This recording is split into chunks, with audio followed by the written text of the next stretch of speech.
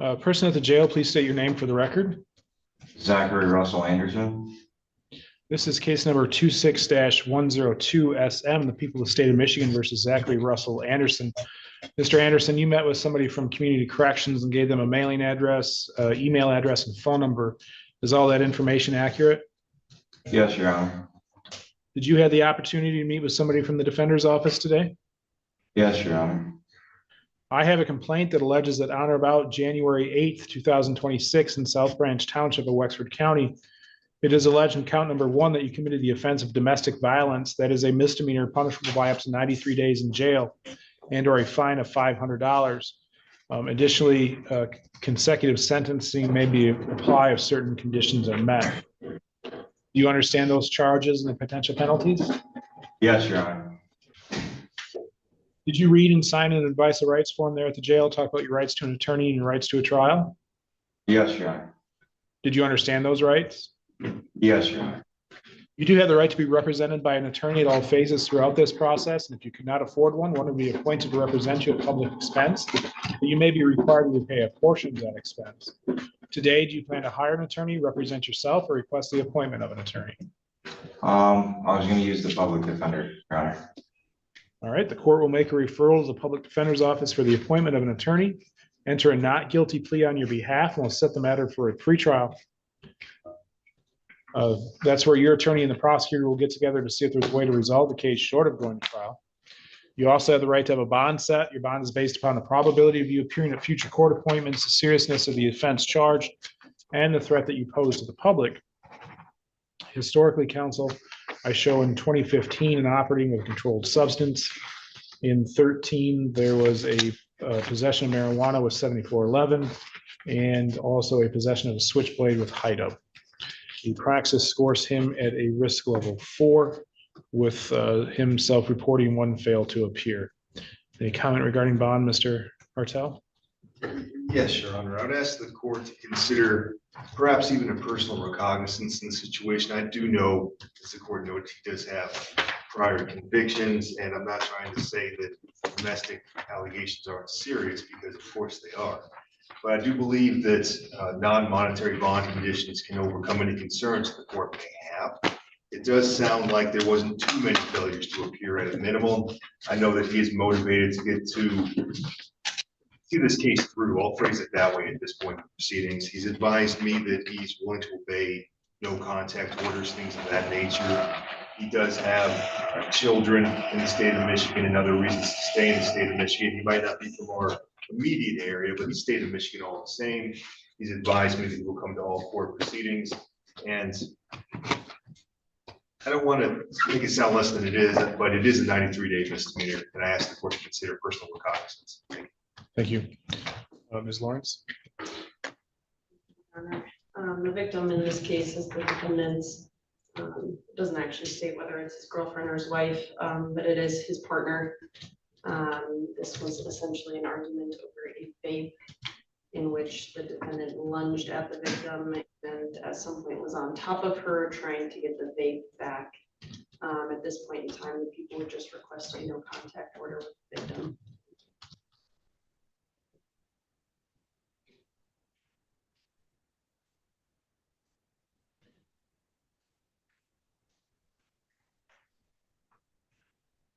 So, Mr. Anderson, the complaint lists an address in Calava, and I know you said a mailing address is in Marine City. Are you actually living in the Cadillac area? I was staying at the residence where the incident happened. My grandparents were the ones that had the residence in Calava, and they sold that house, so my mailing address went with them. So if I were to release you with a no contact order, where would you go? 606 Scott Street, Marine City. Okay. And do you have the way to get back and forth for court appointments? I have a car that is in my grandparents' name at the residence where all of this occurred. But yes, I do have a vehicle.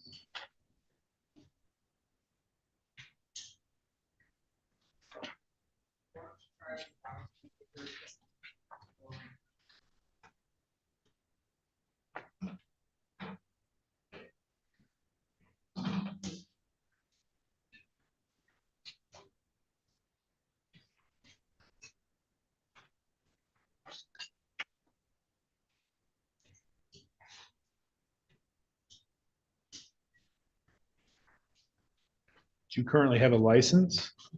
You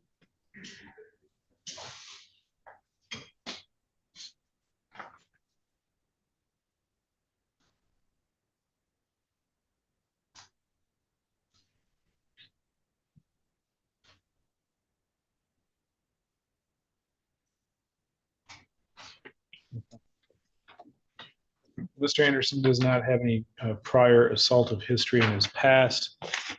So the court will release him on personal recognizance. So Mr. Anderson, I'm releasing you on a personal recognizance bond, which is your promise to come back to court. You are to appear as ordered, keep your contact information current, not leave the state without permission, and to commit no new crimes. I'm ordering that you not have any contact with Shelby Harbaugh. No contact means no contact of any kind, not by phone, text, email, social media, anybody acting on your behalf. I'm also ordering that you not purchase or possess any firearms or weapons and not to act in any threatening, intimidating, harassing behavior. If you are found to be in violation of your bond, you could be arrested without a warrant, brought back to jail, and have your bond revoked. Do you understand that? Yes, Your Honor. Ms. Lawrence, was there any allegations of alcohol or drug use? The defendant did admit to officers that he had a couple shots that night, him and the victim both. All right. There was not a PBT done. I'm also going to order that you not consume any alcohol, and you'll be subject to random testing. Okay, thank you, Your Honor. Right. So at some point, you'll be released today. You'll need to make your way over here to the courthouse, which is about 5 blocks from where you're at. Go to community corrections and get signed up for testing. All right. Yes, Your Honor. All right. Thank you.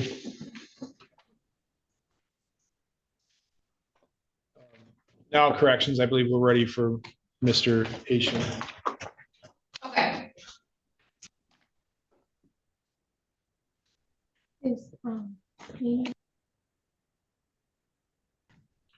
Person at the jail, please state your name for the record. My name is Laura Webster. This is case number 26-101FY, the people of the state of Michigan versus Laura Marie Webster. Ms. Webster, you met with somebody from Community Corrections today and gave them some contact information. Was that information accurate? Yes, sir. Did you have the opportunity to meet with somebody from the defender's office today? I think so. Did you meet with Mr. Hartel? Yes. All right. I have a complaint that alleges that on or about January 9th, 2026 in the city of Cadillac of Wexford County, it's alleged in count number 1 that you committed the offense of possession of methamphetamine. That is a 10-year felony, which meaning you could be sentenced to up to 10 years in prison and or a fine of $15,000.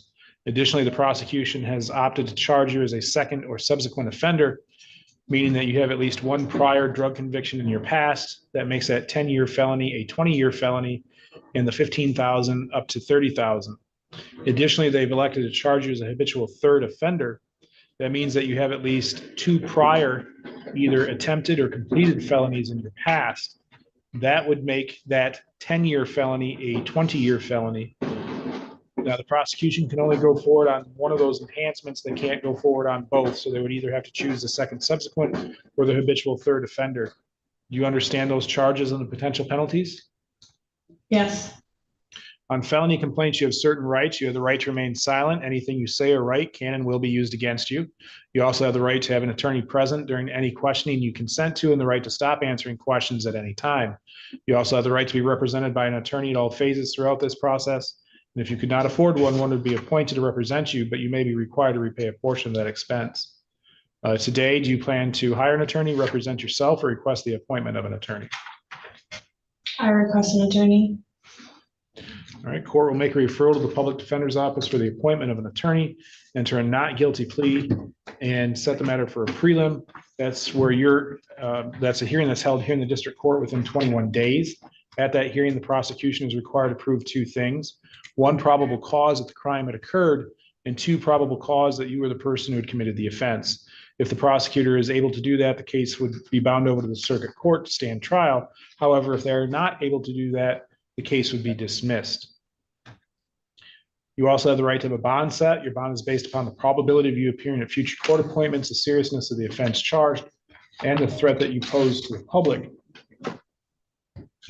Historically, counsel, I show in 16, there was a retail fraud third, 22, a possession of meth, 23, a possession of meth. The praxis scores her at a risk level 4. Just a second, I want to look at something.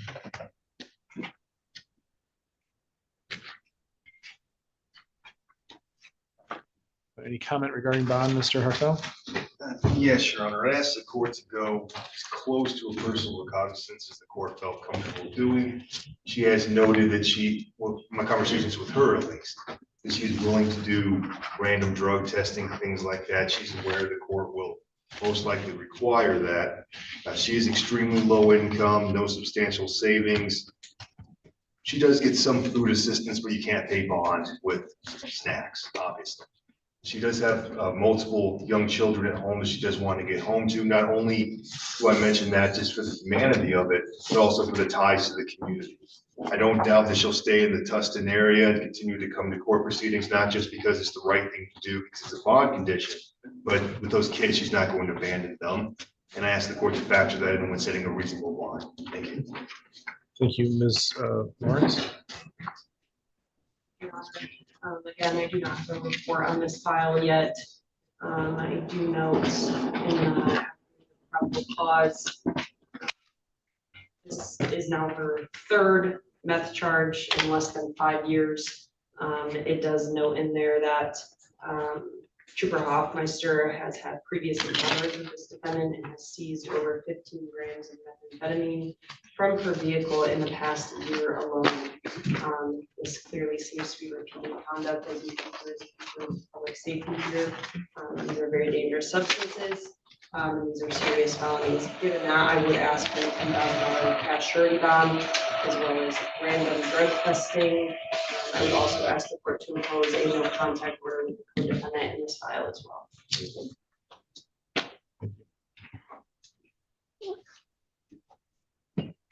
Well, this is, as Ms. Lawrence said, there's two prior convictions for meth, one back in 22, one back in 23. I believe MCL 780.66, I think it is, that requires that a monetary bond be set when there's been 2 or more felony convictions within a 5-year period. I also find, at least based on what's been presented to the court today, that Ms. Webster is a threat to the community, given the weight, I guess, that has been pulled from her vehicles already within the last year. Bond will be set at $25,000 cash surety with the following conditions: that you appear as ordered, keep your contact information current, not leave the state without permission, and to commit no new crimes. I'm also ordering that you not consume any drugs, illegal controlled substance, including recreational marijuana. You'll be subject to random testing for that.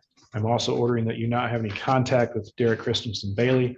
No contact means no contact of any kind, not by phone, text, email, social media, or anybody acting on your behalf.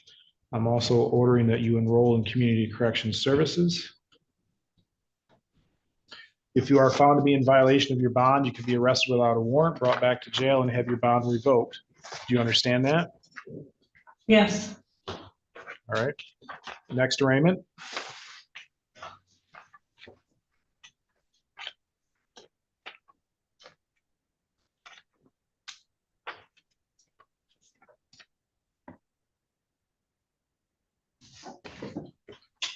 Person at the jail, please state your name for the record.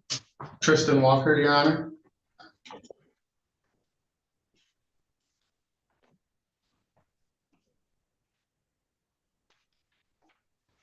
This is case number 26-82-SM, the people of the state of Michigan versus Tristan Lee Walker. Sir, you met with Community Corrections today and gave them an email address and a telephone number. Is that information accurate? Yes, Your Honor. And do you not have a mailing address? Not at the moment, Your Honor. Did you have the opportunity to meet with somebody from the defender's office today? Yes, Your Honor. I have a complaint that alleges that on or about December 6, 2025, in the city of Cadillac of Wexford County, it is alleged in count number 1 that you committed the offense of aggravated assault That is a misdemeanor punishable by up to 1 year in jail and or a fine of $1,000, and consecutive sentencing may be imposed if the assault happened in a place of confinement. Do you understand those charges and the potential penalties? Yes, Your Honor. Did you read and sign an advice of rights form there at the jail? Talk about your rights to an attorney and your rights to a trial. Yes, Your Honor. Did you understand those rights? Yes, Your Honor. You do have the right to be represented by an attorney at all phases throughout this process, and if you cannot afford one would be appointed to represent you at public expense, but you may be required to repay a portion of that expense. Today, do you plan to hire an attorney, represent yourself, or request the appointment of an attorney? Request the appointment of an attorney, Your Honor. All right, court will make a referral to the public defender's office for the appointment of an attorney, enter a not guilty plea, and set the matter for a pretrial. That's where your attorney and the prosecutor will get together to see if there's a way to resolve the case short of going to trial. You also have the right to have a bond set. Your bond is based upon the probability of you appearing at future court appointments, the seriousness of the offense charged, and the threat that you pose to the public.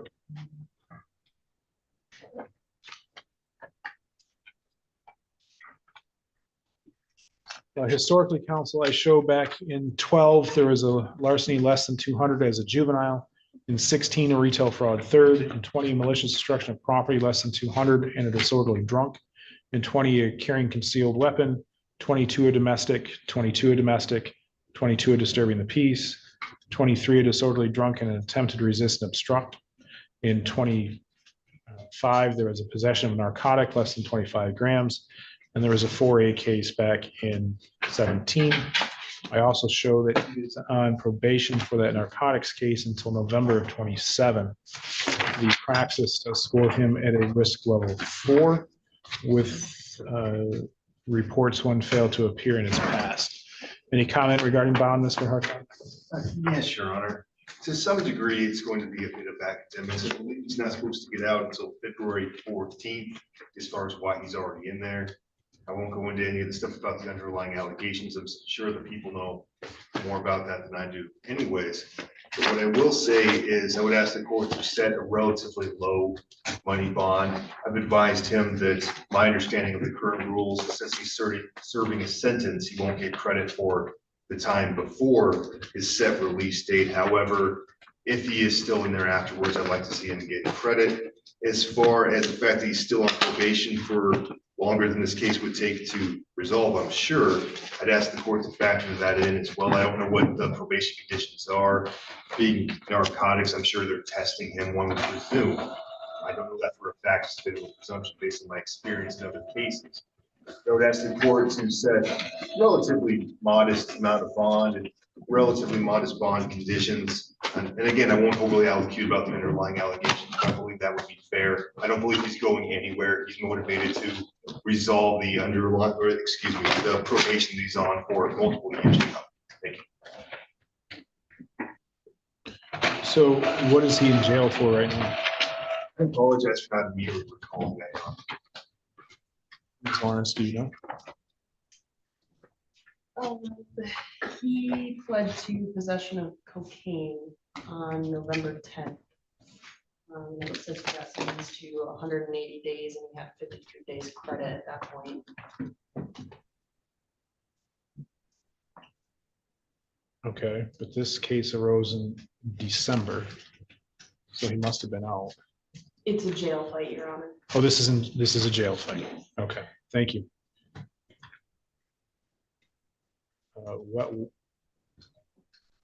Okay.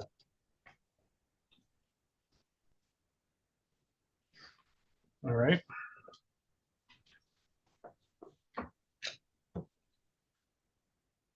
So the defendant does continue to receive credit on this case while in jail. The court will set a bond at $25,000, 10%. Mr. Walker, if you do post bond, you are to appear as ordered, keep your contact information current, not leave the state without permission, and to commit no new crimes. Also, that you are not to act in any threatening, intimidating, or harassing behavior, not to purchase or possess any firearms or weapons. Ms. Lawrence, is there a need for no contact in this case? I would actually request the court not impose one. I do know that causes some problems within the jail. All right, so the court will not enter a no contact order. Anything else, council? No, thank you. All right, next arraignment.